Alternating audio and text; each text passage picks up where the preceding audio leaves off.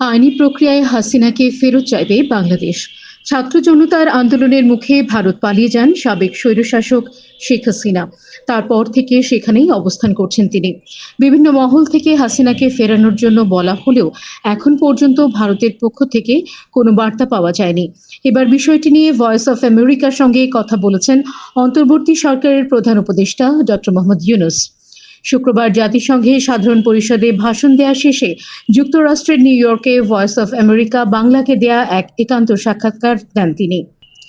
ছাত্র জনতার গণ অভ্যুত্থানের মুখে সরকারের পতনের পর ৮ অগস্ট ডক্টর মোহাম্মদ ইউনূস বাংলাদেশের অন্তর্বর্তী সরকারের প্রধান উপদেষ্টা হিসেবে দায়িত্ব গ্রহণ করেন।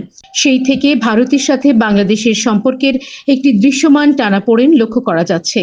বর্তমানে ভারতে অবস্থানরত গণ অভ্যুত্থানে ক্ষমতাচ্যুত শেখ হাসিনাকে বাংলাদেশে প্রত্যর্পণ প্রসঙ্গে ইউনূস জানান, এটি একটি আইনগত বিষয় এবং আইনি প্রক্রিয়া অনুসরণ করে বাংলাদেশ শেখ হাসিনাকে ফেরত চাইবে।